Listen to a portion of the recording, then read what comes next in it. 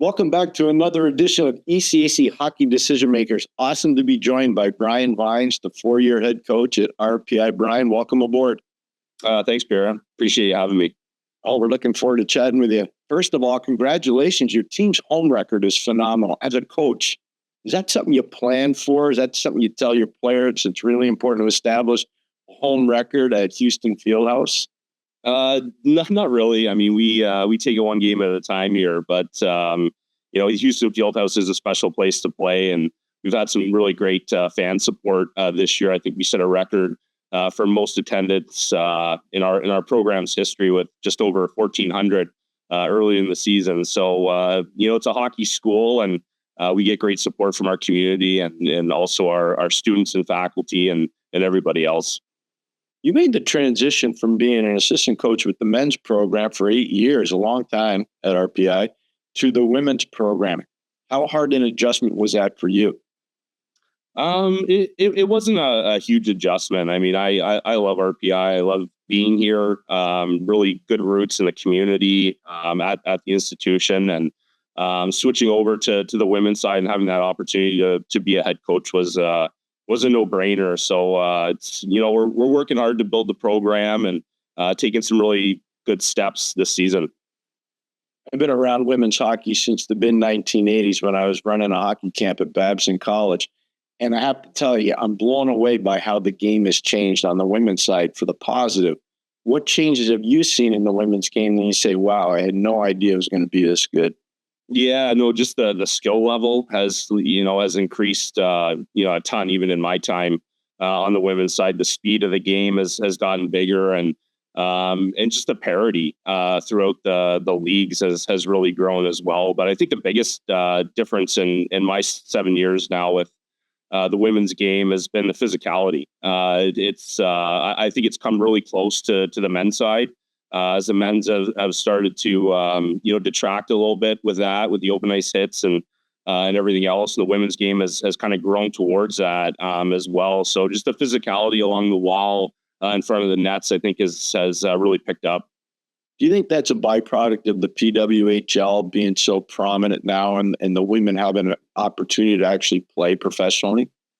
Yeah, I think that's a big part of it. I wouldn't say we're as physical as the PWHL, and I wonder if they're going to try and scale it back a little bit, just with regards to injuries and things that are starting to happen now on the women's side. But no, I mean it's a physical game, and I think that's a good thing. I mean, it's a competitive, hard game, and that's the way our women want to play it.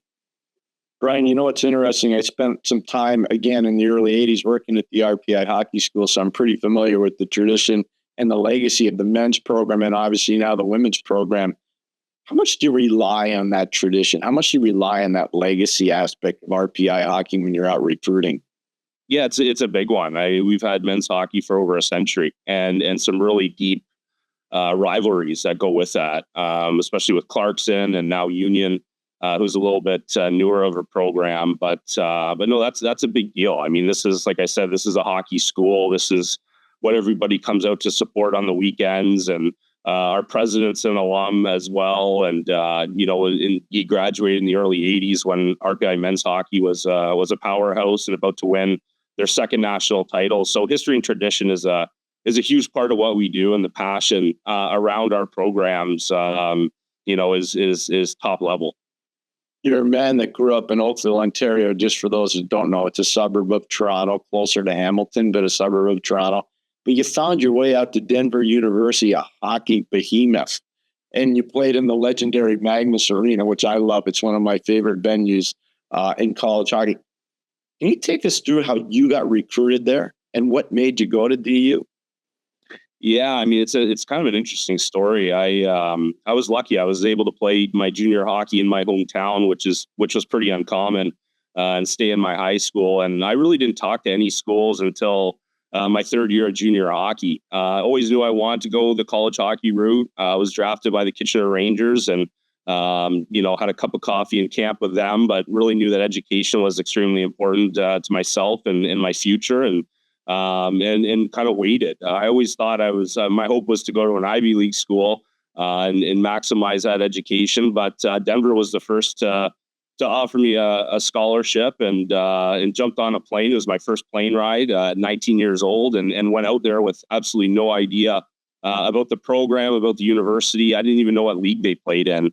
But really, appreciated the confidence that they had in me, and the scholarship offer that Coach Blase offered me, and thought, hey, I get to see the Rocky Mountains. So went out there and just fell in love with the program and the school right away. It just felt like a family. It felt like a second home. And left there knowing that that was going to be my future, and made an unbelievable decision. I best 5 years of my life. I extended it for a fifth year as long as I could. They couldn't kick me out, but no, just learned a ton there. Had made friends for life. Still talk to my coaching staff that I had there pretty much weekly or bi-weekly, and that actually led me out here. Coach Appert got the head job with the men's program, and I played for him at Denver, and he was my call. He was kind of my ticket to Division I hockey, which was always a lifetime dream, to stay in the game and keep coaching. So can't thank Coach Blasdecki and Blasi and Appert and Steve Miller enough for the opportunity. It really changed my life. You talk about mentorship. I respect that so much. I remember when I got released as a player by the New Jersey Devils, I got hired the next day at Hobart College by Bill Greer. He really started me on my college coaching career. Then I went to Babson and worked for Steve Sterling. Then I went to St. Lawrence and worked for Joe Marsh. And I think that mentorship matters a lot. Do you mentor people?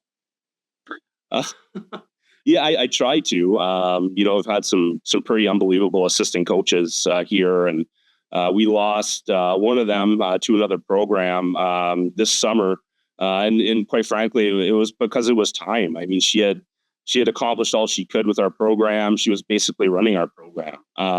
She started off with us, Tara Connolly, very young in her coaching career, and I think she's ready to be a head coach. And she made a good step over to Dartmouth, and I fully expect great things from her. And she's going to have a long, successful career. But I think that's a big part of what we do, especially with our players.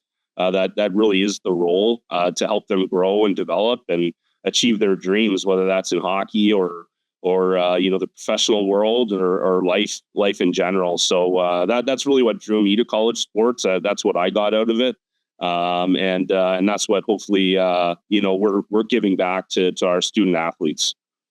When you think about rivals, and you already talked about Clarkson, you talked about obviously Union. I'm very familiar with both those places, and I really respect Tony Macy, who's a former St. Lawrence player who's now coaching at Union, left Clarkson, and Matt DeRocher, another St. Lawrence guy. Are there other ones? Are there other teams at RPI says we got to take care of this, whether it's Cornell or Colgate or Yale or Princeton? I know you're coming off a big win against Mark Boulding in Yale, but is there another one or two that are like, this is one we got to have?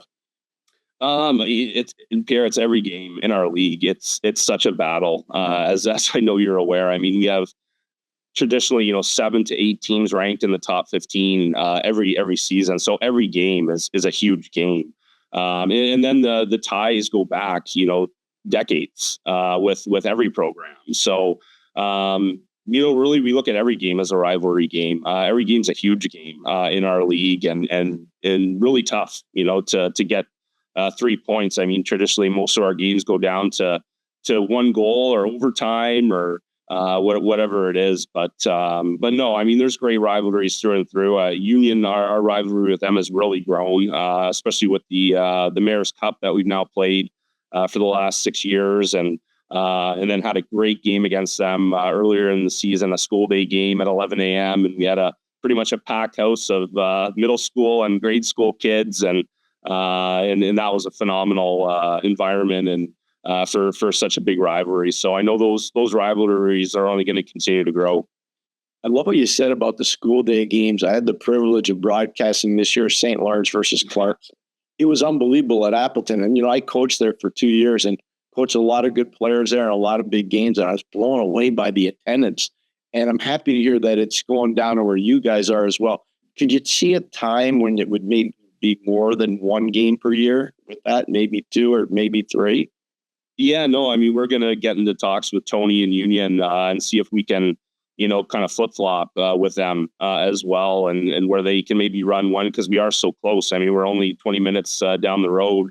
So I think it's a great event. And honestly, we saw it happening in North Country and thought, what a great way to get young people introduced to the game and get additional support into our building. And it was pretty special. We have a local player from Clifton Park who transferred to us from St. Anselm, and we started her in that game, and the kids went nuts when they introduced her. So moments like that are what this is all about, and it was a special game.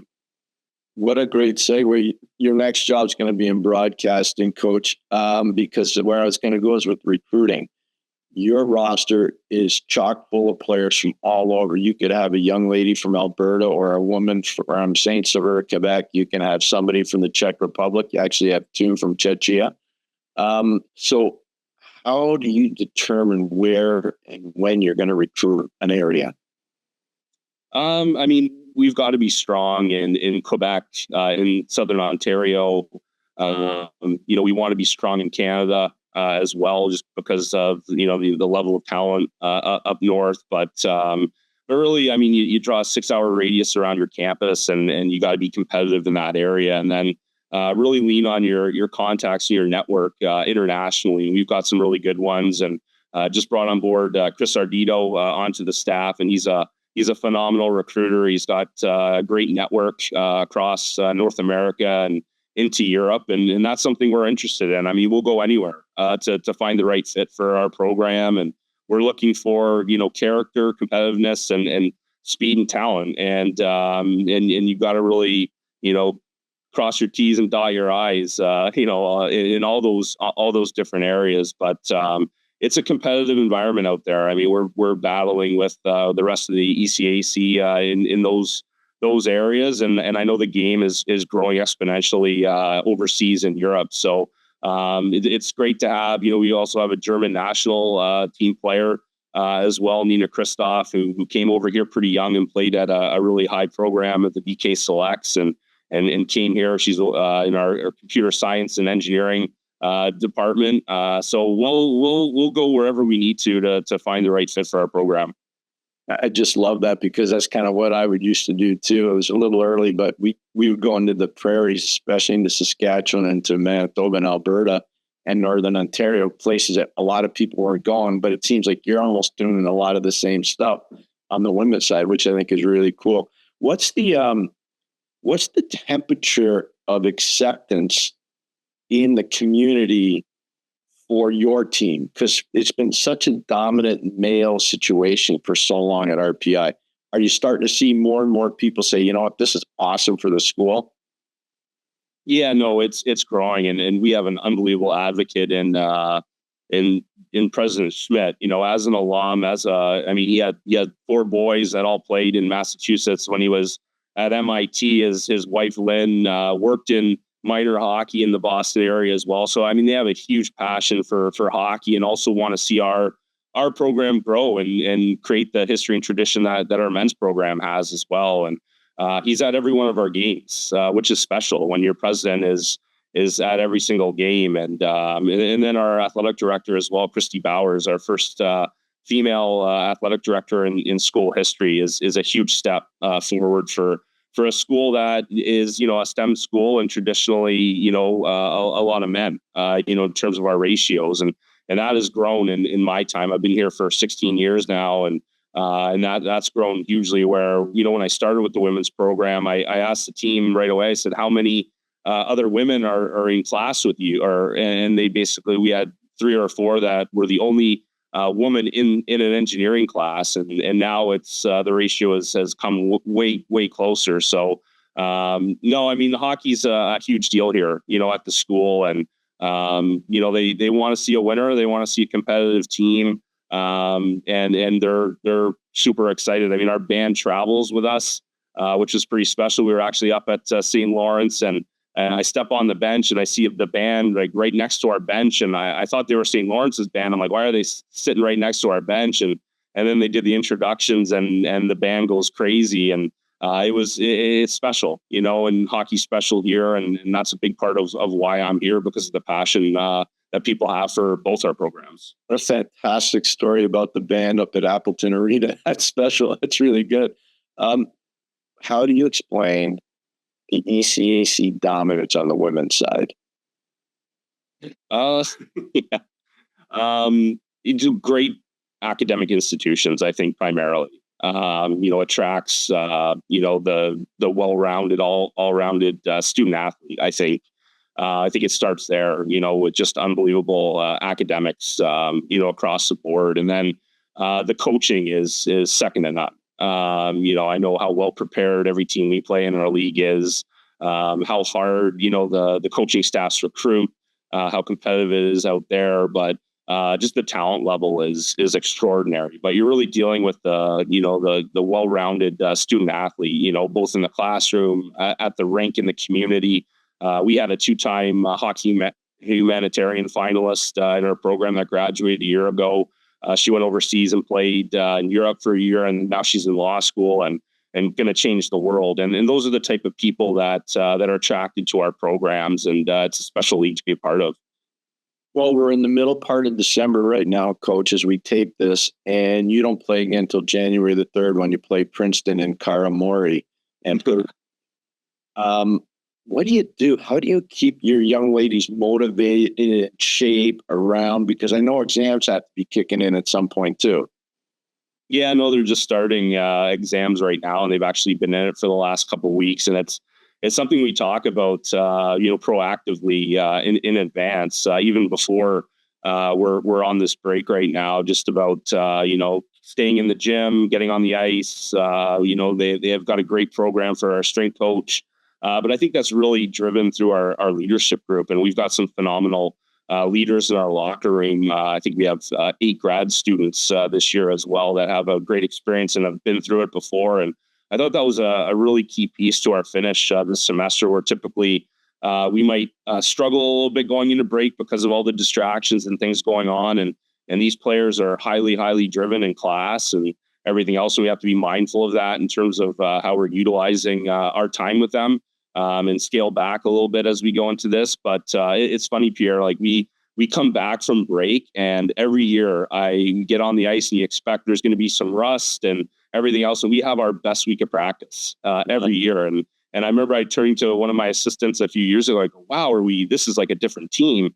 And she said to me, she's like, yeah, because they're not in class. And I was like, yeah, you're probably right. And, it is rigorous, especially on our campus as a STEM school. And we've got players in every single major. I mean, we've had aeronautical engineers, mechanical engineers, biology, pre-med. I mean, it's really across the board. And then, like I said, we have 8 to 9 grad students this year as well that are working on MBAs and data analytics and these really rigorous majors. So I think they really look at the ice, and I know we talked about it as a leadership group. They look at it as kind of a reprieve, from the rigor on campus and everything else. And this is what they're here to do. I mean, they're here to get their education, but they love hockey. They love coming to the rink. They love each other, and that's what they look forward to. So when we get out of break, and you're kind of thinking we're going to have to kind of get back to it, they're ready to go. So I'm not worried about that. I mean, we've got a great leadership group that really keeps them focused and on task and what we need to do to prepare. And I think, really they need a break at this time of year. They need to kind of step away from it a little bit. And I think that's a good thing to go on a second half push here. As we talked about before, you got a lot of women from a lot of different parts of the world and parts of North America. Are they allowed to go home at Christmas time? Yeah, no, we'll release them on Thursday. The last thing we do as a program is our Bill Cahill Christmas Cup 3-on-3 tournament, which has become kind of a tradition, an honor to our first head coach in Division I history, who unfortunately passed away too young, and had a huge impact on both the men's and women's program. And so we honor him with a little 3-on-3 Christmas tournament, play some Christmas music, and then we give them a break. I mean, they've got exams next week, but a lot of them are done, so they will go home. Our Europeans are actually back home working with their national teams right now in some camps and in a Six Nations tournament, I believe. So no, they get a good healthy break here. I think that's important. to recharge. We have more than enough trust in them that they're going to continue to put the work in that they need to be prepared. I mean, they're basically pros at this stage of their careers, and we fully understand that they're going to come back and be ready to go for the second half. Over your 16 years at RPI, did you ever have the opportunity to go to the old Naughty Pine for a little bit? Oh yeah, I've been to the Naughty Pine quite a few times with recruits on visits for lunch with the staff. It's actually moved up Hoosick Street and been renovated and everything else. But unbelievable soup on a Friday, Pierre. Get a great clam chowder. Brought some names. I used to go to have lunch there at the old RPI hockey school with Adam Oates and and Michael Dark and Darren Pupa and Mike Joplin. Some just those for the old RPI people. Those were guys part of. I mean, Mike Satapor, who was the captain. Those are all legendary names of that program. Part of the national championship team. We used to have lunch there during the hockey camp. It was for sure. Yeah, it was such a good place. Yeah, it was. When you think about the second half of the year and what you want to accomplish as a coach, is there one thing that stands out? Yeah, I mean, we want to advance in the playoffs. It's been we haven't gotten out of the quarterfinals in a long time. So I know that's a huge goal, and really the goal every year is to be playing our best hockey when our season's on the line, and that will be playoffs again, whether that's in the first round or if we get a bye to the quarterfinals. But really just taking that next step as a program. That's what our players are working so hard towards. They want to leave a legacy. They look up in our rafters every day and they see two men's national titles, ECAC championships, and like I said, we're a flagship sport on campus, and there is a huge passion for what we do, and they want to leave that legacy. So that's really what's driving the group, and we want to advance as far as we can in the playoffs and compete for a championship. One of the things that's really blown me away, Coach, is the way the women's bean pot has become such a big success, and it's been massive. Last year, they actually played in TD Bank North, and it was phenomenal. It was really great. Has there been any discussion amongst you, Union, Colgate, Cornell, St. Lawrence, Clarkson, all the New York State schools? Has there been any discussion about potentially doing something like that in New York State? Not really. I mean, I've talked about it with our staff. It's, in my administration, I think it would be an unbelievable idea.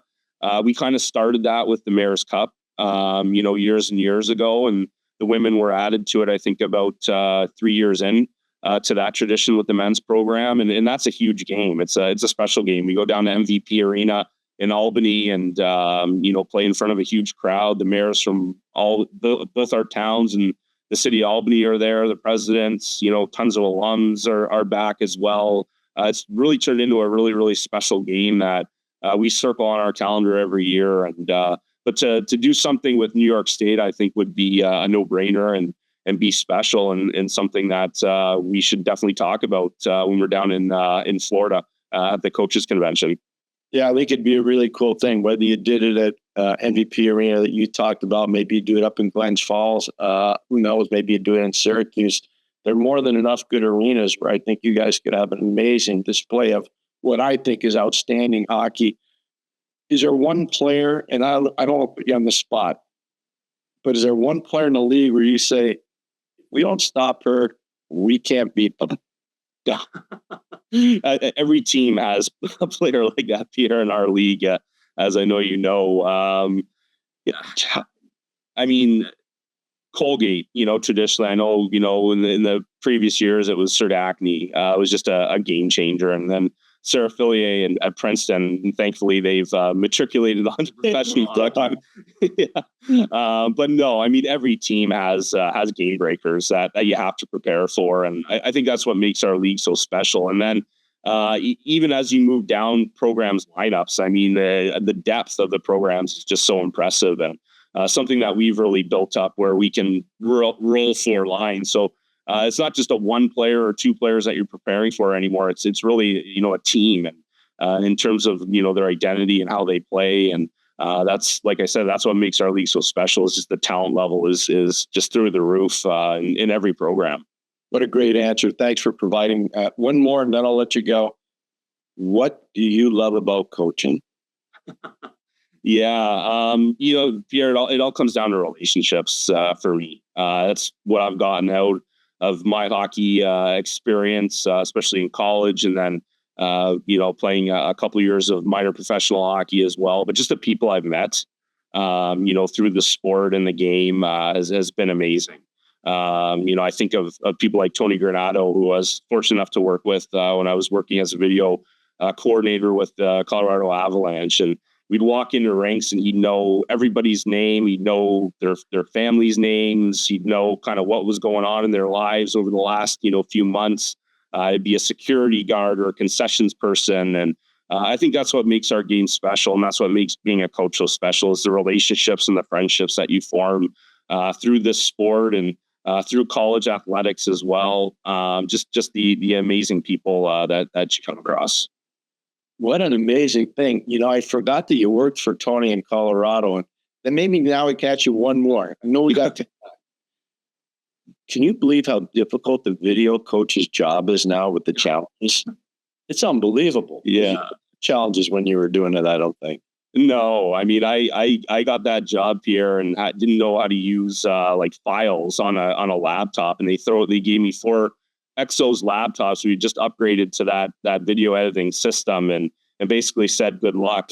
And then had to teach Joel Quinville and Tony Granato and Jacques Cloutier how to use it. And I didn't know very well either. But no, I mean, the pressure in that job right now is just through the roof with all the challenges and everything else. And I'm perfectly happy to be a head coach now and talk to my assistant through the headset when those things come up. But no, it's that position, just hockey in general, in terms of technology and everything else has come so far. I bet you learned a lot about tactics though when you had that job. Yeah.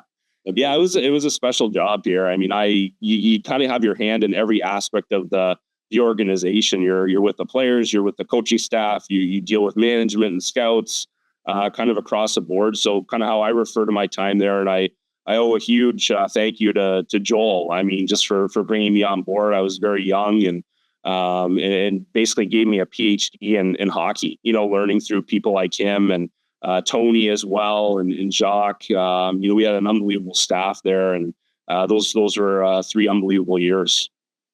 What's cool about that is Jacques Martin went to St. Lawrence. He played there with Mike. Tony Granato obviously played at University of Wisconsin. And Joel Quinville, he went to the School of Hard Knocks. little different on that. Coach, I cannot thank you enough. Bryan Vines, this has been phenomenal. I wish you all the best. Get that road record going, because I'm sure Coach Quinville would tell you that. I think he will. You've been outstanding. Thank you for joining us on ECAC Hockey Decision Makers. You were fantastic. Really appreciate it. All right. Thanks so much, Pierre, and happy holidays. Same to you.